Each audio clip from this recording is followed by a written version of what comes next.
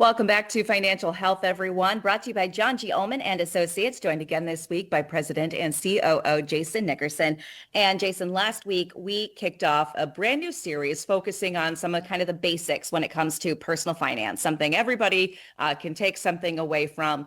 And last week we covered some of the various deductions when it comes to our paycheck, those federal and state withholdings, that Social Security, Medicare withholdings. Those sort of things, it's a set it and forget it. It just automatically comes out. But when we look at our pay stubs, that's not everything that's taken out of our paychecks. That doesn't cover them all. So that's what we're talking about this week. So what else is coming out of our paychecks, and what should we know about those things?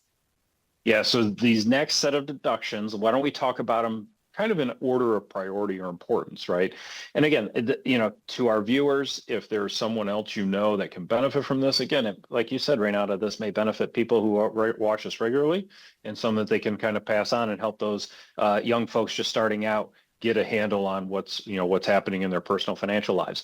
So usually we rank health insurance as one of the top priorities, and that is whether we're just starting out or we're retirees and we're trying to figure out the next phase of life. But it is usually one of the bigger deductions from our paycheck too. So we should cover it a little bit, right?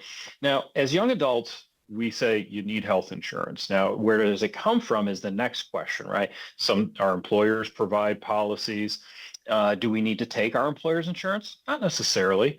There was a law put in place several years ago now called the Affordable Care Act that generated some additional options for people and how they choose health insurance. And that can mean that young adults can stay on their parents' insurance, or they can go to a marketplace to choose another policy. And there could be some other types of insurance they may qualify for, but they really should have something.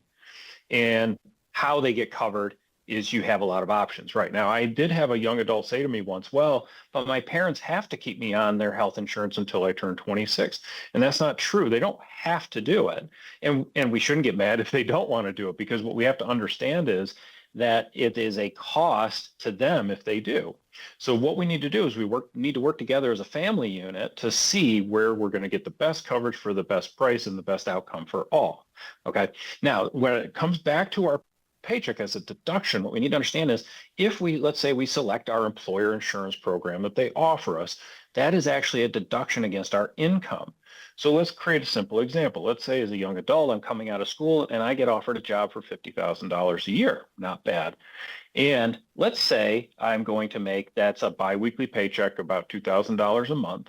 And I elect my employer's health insurance, and I'm going to have to pay $150 per paycheck.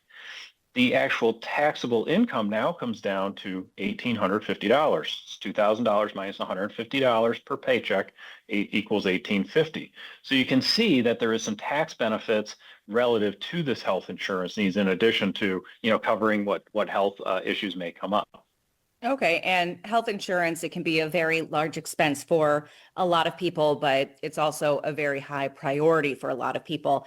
Jason, in past episodes, we've talked about various retirement accounts that employers offer.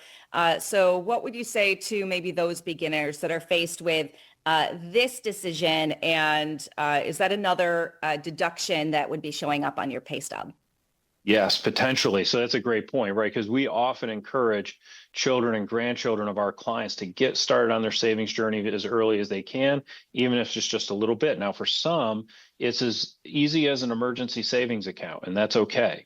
But sometimes we're offered an employer plan, say a 401k or a 403b, and the employer is going to put some money in there for us if we put some money in there, and that's called a matching program. Now, you asked about a deduction from our paycheck, right? And so it is a deduction from our income because we're putting money into these plans, but there could be some tax benefits. But we are generally offered sort of two types of plans, right? There's a traditional free tax contribution to a 401k. And this is option sort of one, right? It comes out of our paycheck. It will reduce our taxable income, similar to our health insurance. It will also impact our withholding, right? Because that's income that's not going to be taxed. So our withholding will traditionally drop because of it. And this is a plan where we won't pay tax now on that money, but we will pay tax later when we take it back out. And then generally a second option we have is a Roth option, like a Roth 401k or Roth 403b.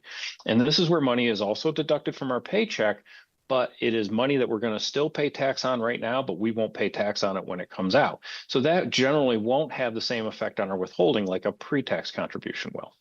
Okay, and you've touched on in the past how you can kind of maximize strategies for both of those things, both the 401k and a Roth IRA. But this was a really useful session to talk about and understanding those other types of deductions from your paycheck and where your money is going and what kind of control or decisions you have in that process. Like we mentioned, we are in the midst of a 4-week mini series covering some of these basic personal finance topics. So next week, Jason, we're going to start diving a little bit more into taxes. So I look forward to continuing our conversation about that. Yes, we'll see you next week. All right.